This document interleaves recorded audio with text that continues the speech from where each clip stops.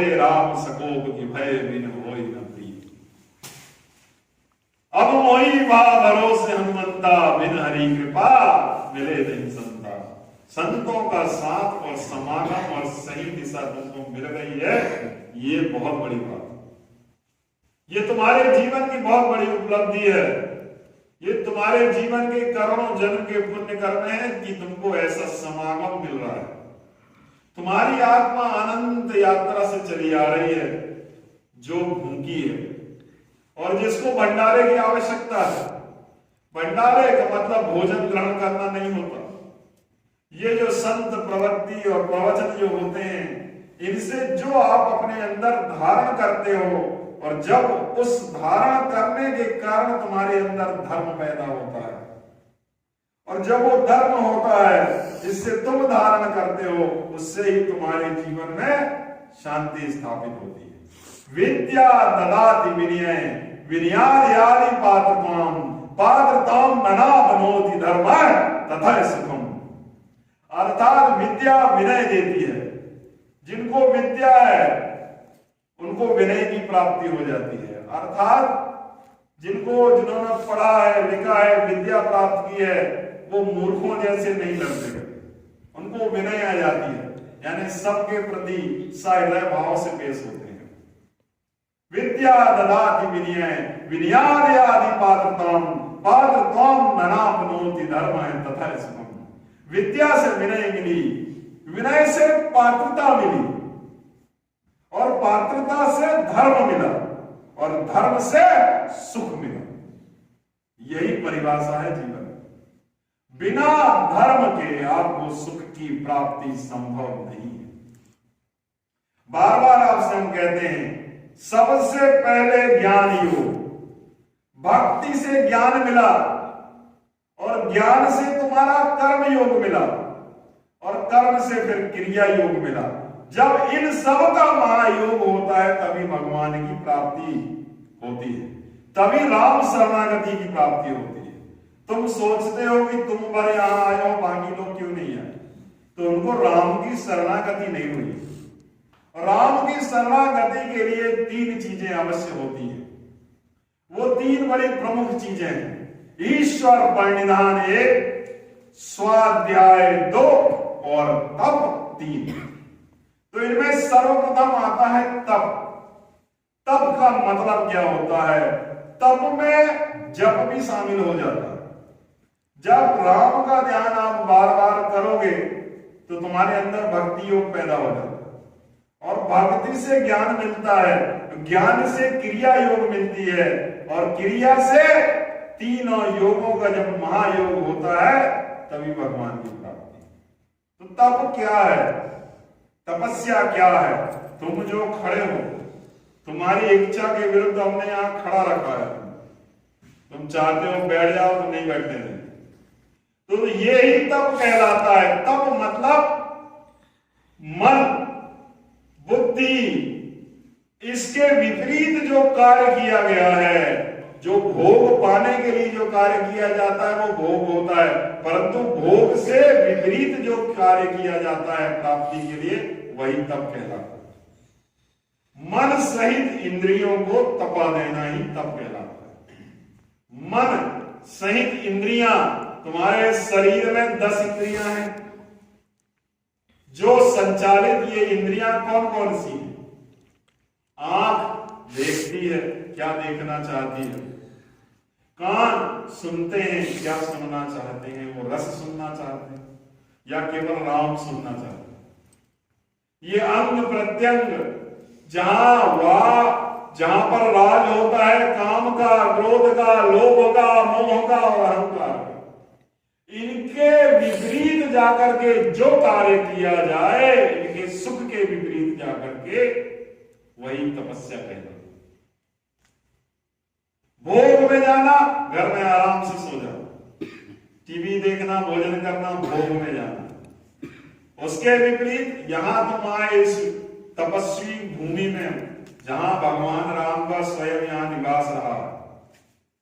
माता आदि शक्ति, भगवान राम और लक्ष्मण जी का निवास इसी भूमि पर, इसी जगह रहा।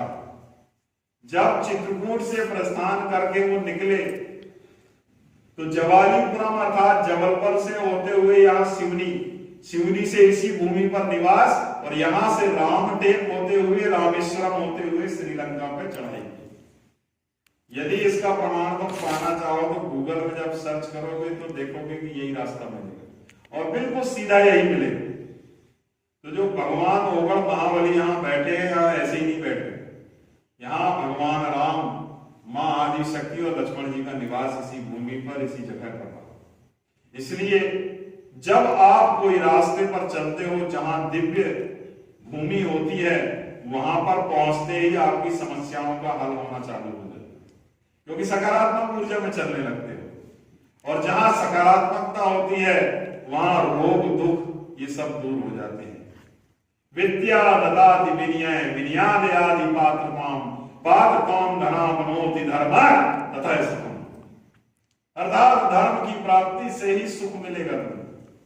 तुम सोच रहे हो, ऐसा कार्य कर रहे हो, चल रहे हो अपने जीवन में भोग की वस्तुओं को पाने के लिए, तुमको सुख की प्राप्ति हो जाए तो संभव ही नहीं है। किसी भी धर्म में रहो, जब तक भगवान की शरणागति पर नहीं चलोगे तुमको सुख की प्राप्ति संभव ही नहीं।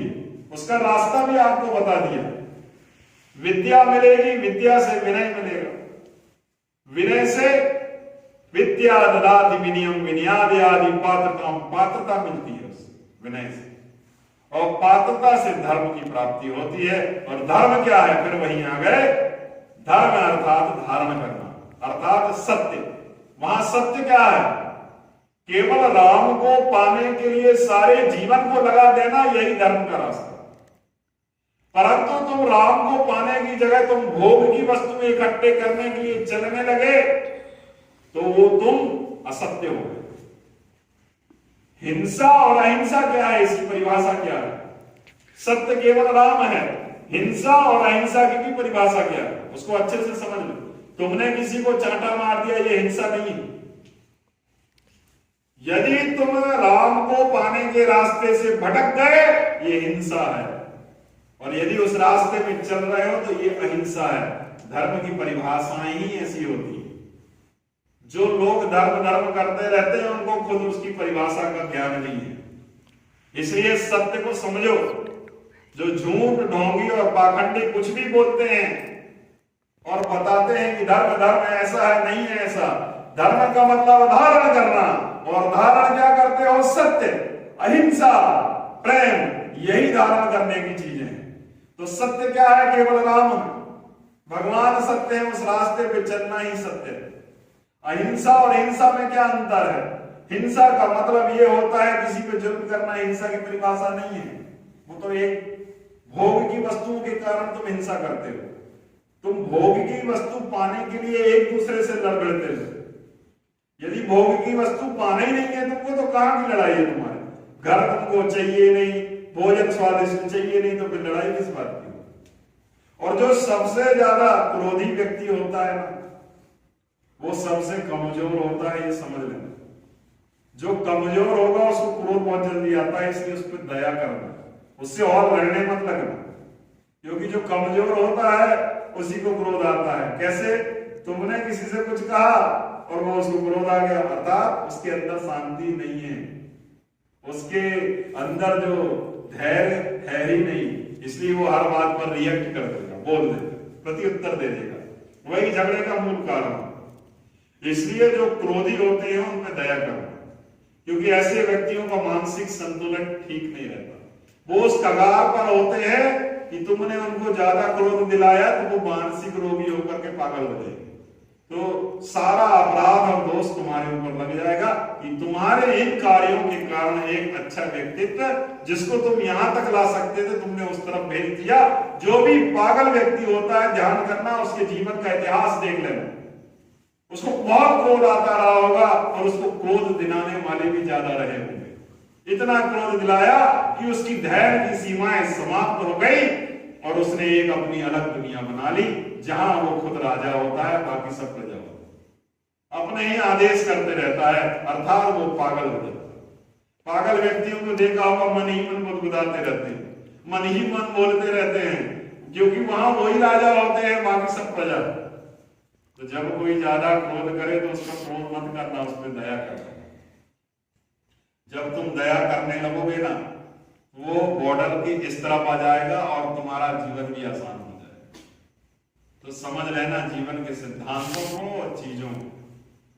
बुरे से घृणा मत करना। किसी ने अपराध किया तो उसको दंड मत देना, क्योंकि तुम भगवान नहीं हो, तुम ईश्वर नहीं हो।